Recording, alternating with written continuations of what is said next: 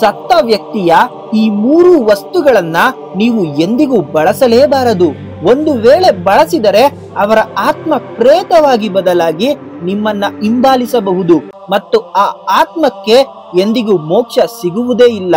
ಯಾವುವು ಆ ವಸ್ತುಗಳು? ಇದರ ಹಿಂದಿನ ಭಯಾನಕ ಸತ್ಯವೇನು? ನಮಸ್ಕಾರ ಸ್ನೇಹಿತರೆ, ಖಡಕ್ ಸ್ಟೋರಿಗೆ ನಿಮಗೆಲ್ಲರಿಗೂ ಸ್ವಾಗತ. ಇಂದು ನಾವು ಗರುಡ ಪುರಾಣದಲ್ಲಿ ಹೇಳಲಾದ ಒಂದು ಅತ್ಯಂತ ನಿಗೂಢವಾದ ವಿಷಯದ ಬಗ್ಗೆ ಮಾತನಾಡಲಿದ್ದೇವೆ. ಹುಟ್ಟು ಮತ್ತು ಸಾವು ಜೀವನದ ಚಕ್ರ. ಹುಟ್ಟಿದ ಪ್ರತಿಯೊಬ್ಬ ಮನುಷ್ಯ ಸಾಯಲೇಬೇಕು ಮತ್ತು ಸತ್ತ ವ್ಯಕ್ತಿ ಮತ್ತೆ ಹುಟ್ಟಲೇಬೇಕು. ಇದನ್ನ ನಿಲ್ಲಿಸಲು ಯಾರಿಂದಲೂ ಸಾಧ್ಯವಿಲ್ಲ ಎಂದು ಶ್ರೀಕೃಷ್ಣನು ಭಗವದ್ಗೀತೆಯಲ್ಲಿ ಹೇಳಿದ್ದಾನೆ. ಸಾವಿನ ನಂತರ ಮನುಷ್ಯ ತನ್ನ ಜೊತೆ ಏನನ್ನೂ ಕೊಂಡೊಯ್ಯುವುದಿಲ್ಲ. ಕೇವಲ ತಾನು ಮಾಡಿದ ಪಾಪ ಪುಣ್ಯಗಳ ಕರ್ಮವನ್ನ ಮಾತ್ರ ತೆಗೆದುಕೊಂಡು ಹೋಗ್ತಾನೆ. ಆದರೆ ಸತ್ತ ನಂತರವೂ ಅವನ ಕೆಲವು ವಸ್ತುಗಳು ಈ ಭೂಮಿಯ ಮೇಲೆ ಉಳಿಯುತ್ತದೆ. ಆದರೆ ಸತ್ತವರ ವಸ್ತುಗಳಿಗೂ ಮೋಕ್ಷ ಸಿಗದ ಆತ್ಮಕ್ಕೂ ಇರುವ ಆ ನಿಗೂಢ ಸಂಬಂಧವಾದರೂ ಏನು? ಆ ವಸ್ತುಗಳನ್ನ ನಾವು ಬಳಸಿದರೆ ನಿಜವಾಗಿಯೂ ನಡೆಯುವುದೇನೋ? ಬನ್ನಿ, ಗರುಡ ಪುರಾಣದ ಆಳವಾದ ರಹಸ್ಯವನ್ನ ಈಗ ತಿಳಿಯೋಣ. ವಿಡಿಯೋವನ್ನ ಕೊನೆಯವರೆಗೂ ನೋಡಿ, ಏಕೆಂದರೆ ಸತ್ಯ ನಿಮ್ಮನ್ನ ಬೆಚ್ಚಿ ಬೀಳಿಸಬಹುದು. ಗರುಡ ಪುರಾಣದ ಪ್ರಕಾರ ಮಹಾವಿಷ್ಣುವು ಗರುಡನಿಗೆ ಮನುಷ್ಯನ ಜೀವನ, ಸಾವು ಮತ್ತು ಸಾವಿನ ನಂತರದ ಆತ್ಮದ ಪ್ರಯಾಣದ ಬಗ್ಗೆ ಅನೇಕ ವಿಷಯಗಳನ್ನ ವಿವರಿಸುತ್ತಾನೆ.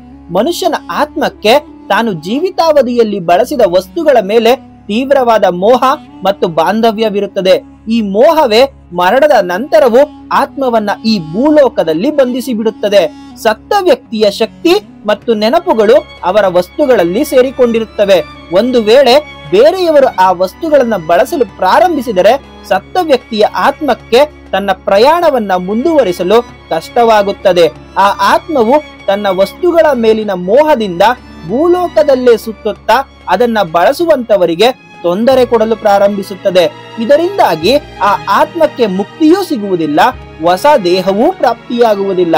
ಹಾಗಾದರೆ ಗರುಡ ಪುರಾಣದ ಪ್ರಕಾರ ನಾವು ಎಂದಿಗೂ ಬಳಸಲೇಬಾರದ ಆ ಮೂರು ವಸ್ತುಗಳು ಯಾವುವು? ಮೊದಲನೆಯ ವಸ್ತು ಆತ್ಮವನ್ನ ನೇರವಾಗಿ ನಿಮ್ಮೊಂದಿಗೆ ಸಂಪರ್ಕದಲ್ಲಿಡುವ ಶಕ್ತಿಯನ್ನ ಹೊಂದಿದೆ. ಇದು ನಿಮ್ಮನ್ನ ಮಾನಸಿಕವಾಗಿ ಮತ್ತು ದೈಹಿಕವಾಗಿ ಕುಗ್ಗಿಸಬಹುದು. ಅದುವೇ ಸತ್ತವರ ಬಟ್ಟೆಗಳು. ಗರುಡ ಪುರಾಣದ ಪ್ರಕಾರ ಸತ್ತ ವ್ಯಕ್ತಿಯ ಬಟ್ಟೆಗಳನ್ನ ಮರೆತು ಕೂಡ ಬೇರೆಯವರು ಧರಿಸಬಾರದು. ಯಾಕಂದರೆ ಬಟ್ಟೆಗಳು ವ್ಯಕ್ತಿಯ ಚರ್ಮಕ್ಕೆ ಅತಿ ಹೆಚ್ಚು ಹತ್ತಿರದಲ್ಲಿರುತ್ತವೆ ಮತ್ತು ಅವರ ಶಕ್ತಿ, ಆಲೋಚನೆಗಳು ಹಾಗೂ ಸ್ಪರ್ಶವನ್ನ ಹೀರಿಕೊಂಡಿರುತ್ತದೆ. ಈ ಬಟ್ಟೆಗಳನ್ನ ಧರಿಸಿದಾಗ ಸತ್ತ ವ್ಯಕ್ತಿಯ ಆತ್ಮವು ಧರಿಸಿದವರೊಂದಿಗೆ ಸಂಪರ್ಕ ಸಾಧಿಸಲು ಪ್ರಯತ್ನಿಸುತ್ತದೆ. ಇದು ಧರಿಸಿದವರನ್ನ ಮಾನಸಿಕವಾಗಿ ಮತ್ತು ದೈಹಿಕವಾಗಿ ದುರ್ಬಲಗೊಳಿಸುತ್ತದೆ. ಕೆಲವೊಮ್ಮೆ ಅವರು ಸತ್ತ ವ್ಯಕ್ತಿಯ ಸ್ಪರ್ಶವನ್ನ ಕೂಡ ಅನುಭವಿಸಬಹುದು ಎಂದು ಹೇಳಲಾಗುತ್ತದೆ.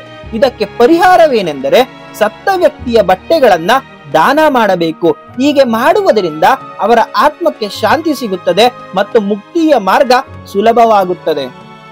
ಎರಡನೆಯ ವಸ್ತು ಹೆಣ್ಣಾಗಲಿ ಗಂಡಾಗಲಿ ಎಲ್ಲರಿಗೂ ಅತ್ಯಂತ ಪ್ರಿಯವಾದದ್ದು. ಆದರೆ ಇದರ ಮೇಲಿನ ಮೋಹ ಆತ್ಮವನ್ನ ಚಿನ್ನದ ಸರಪಳಿಯಂತೆ ಬಂಧಿಸಬಹುದು. ಅದೇ ಬಂಗಾರದ ಆಭರಣಗಳು.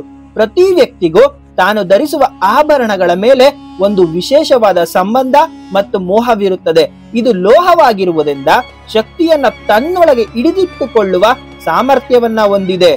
ಸತ್ತ ವ್ಯಕ್ತಿಯ ಆಭರಣಗಳನ್ನ ನೇರವಾಗಿ ಧರಿಸಿದರೆ ಅದರಲ್ಲಿರುವ ಶಕ್ತಿಯು ನಿಮ್ಮ ಮೇಲೆ ನಕಾರಾತ್ಮಕ ಪರಿಣಾಮವನ್ನ ಬೀರಬಹುದು. ಆ ಆತ್ಮವು ಆಭರಣದ ಮೇಲಿನ ಮೋಹದಿಂದ ನಿಮ್ಮನ್ನ ಪೀಡಿಸಬಹುದು. ಇದಕ್ಕೆ ಗರುಡ ಪುರಾಣದಲ್ಲಿ ಪರಿಹಾರವನ್ನ ಸೂಚಿಸಲಾಗಿದೆ. ಒಂದು ವೇಳೆ ನೀವು ಆಭರಣಗಳನ್ನ ಬಳಸಬೇಕು ಎಂದಿದ್ದರೆ ಅವುಗಳನ್ನ ಕರಗಿಸಿ ಹೊಸ ವಿನ್ಯಾಸದ ಆಭರಣವನ್ನ ಮಾಡಿಸಿಕೊಂಡು ನಂತರ ಧರಿಸಬಹುದು.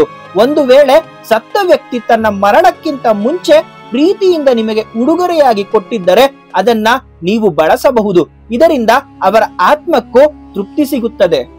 ಮೂರನೆಯ ಮತ್ತು ಕೊನೆಯ ವಸ್ತು ಸಮಯವನ್ನ ತೋರಿಸುವುದರ ಜೊತೆಗೆ ಸತ್ತ ವ್ಯಕ್ತಿಯ ಒಳ್ಳೆಯ ಮತ್ತು ಕೆಟ್ಟ ಸಮಯದ ಶಕ್ತಿಯನ್ನ ತನ್ನೊಳಗೆ ಬಂಧಿಸಿಟ್ಟಿರುತ್ತದೆ. ಅದುವೇ ಕೈಗಡಿಯಾರ. ಕೈಗಡಿಯಾರವು ವ್ಯಕ್ತಿಯೊಂದಿಗೆ ನಿರಂತರವಾಗಿ ಇರುವುದರಿಂದ ಅದು ಅವರ ಸಕಾರಾತ್ಮಕ ಮತ್ತು ನಕಾರಾತ್ಮಕ ಶಕ್ತಿಯನ್ನ ಹೀರಿಕೊಂಡಿರುತ್ತದೆ. ಸತ್ತ ವ್ಯಕ್ತಿಯ ಸಮಯ ಅಲ್ಲಿಗೆ ನಿಂತಿರುತ್ತದೆ. ಆದರೆ ಅವರ ಶಕ್ತಿ ಆ ಗಡಿಯಾರದಲ್ಲಿ ಉಳಿದಿರುತ್ತದೆ. ಸತ್ತವರ ಕೈ ಗಡಿಯಾರವನ್ನ ಧರಿಸಿದ ವ್ಯಕ್ತಿಯು ನಕಾರಾತ್ಮಕ ಶಕ್ತಿಗೆ ಪ್ರಭಾವವಿತರಾಗಿರುತ್ತಾರೆ ಎಂದು ಅನೇಕ ಜ್ಯೋತಿಷ್ಯ ಶಾಸ್ತ್ರಗಳು ಹೇಳುತ್ತವೆ. ಅವರಿಗೆ ಸತ್ತ ವ್ಯಕ್ತಿಯ ನೆನಪುಗಳು ಕಾಡುತ್ತವೆ. ಪರಿಹಾರವಾಗಿ ಸತ್ತವರ ನೆನಪಿಗಾಗಿ ಅವರ ವಸ್ತುಗಳನ್ನ, ಗಡಿಯಾರವನ್ನ ಮನೆಯಲ್ಲಿ ಭದ್ರವಾಗಿ ಇಡಬಹುದೇ ವಿನಃ ಅದನ್ನ ಬಳಸಬಾರದು, ಅಥವಾ ಈ ವಸ್ತುಗಳನ್ನ ನದಿಯಲ್ಲಿ ಬಿಡುವುದು ಉತ್ತಮ ಎಂದು ಶಾಸ್ತ್ರಗಳು ಹೇಳುತ್ತವೆ. ಸ್ನೇಹಿತರೆ, ಸತ್ತವರ ಮೇಲಿನ ಪ್ರೀತಿ ಮತ್ತು ಗೌರವವನ್ನ ತೋರಿಸಲು ಅವರ ವಸ್ತುಗಳನ್ನ ಬಳಸುವುದು ಸರಿಯಾದ ಮಾರ್ಗವಲ್ಲ. ಹೀಗೆ ಮಾಡುವುದರಿಂದ ನಾವು ಪ್ರೀತಿಸುವವರ ಆತ್ಮಕ್ಕೆ ನೋವು ಕೊಟ್ಟಂತಾಗುತ್ತದೆ. ಅವರ ಆತ್ಮದ ಪ್ರಯಾಣಕ್ಕೆ ಸಹಾಯ ಮಾಡಬೇಕೆಂದರೆ ಅವರನ್ನು ಮತ್ತು ಅವರ ವಸ್ತುಗಳ ಮೇಲಿನ ಮೋಹವನ್ನ ನಾವು ತ್ಯಾಗ ಮಾಡಬೇಕು. ಆಗ ಮಾತ್ರ ಅವರ ಆತ್ಮಕ್ಕೆ ಶಾಂತಿ, ಮುಕ್ತಿ ಅಥವಾ ಮರುಜನ್ಮ ಸಿಗಲು ಸಾಧ್ಯವಾಗುತ್ತದೆ.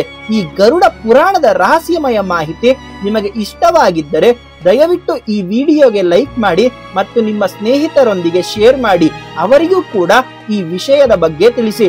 ಇದೇ ರೀತಿ ಹಿಂದೂ ಪುರಾಣಗಳ ಇನ್ನಷ್ಟು ನಿಗೂಢ ಮತ್ತು ಆಸಕ್ತಿದಾಯಕ ವಿಷಯಗಳಿಗಾಗಿ ನಮ್ಮ ಖಡಕ್ ಸ್ಟೋರಿ ಯೂಟ್ಯೂಬ್ ಚಾನೆಲ್ಗೆ ಸಬ್ಸ್ಕ್ರೈಬ್ ಆಗಿ. ಮುಂದಿನ ವಿಡಿಯೋದಲ್ಲಿ ಮತ್ತೆ ಸಿಗೋಣ. ಸ್ನೇಹಿತರೆ, ವಿಡಿಯೋವನ್ನ ಕೊನೆಯವರೆಗೂ ನೋಡಿದ್ದಕ್ಕಾಗಿ ಧನ್ಯವಾದಗಳು. ನಿಮ್ಮ ಆರೋಗ್ಯದ ಮೇಲೆ ಗಮನವಿರಲಿ.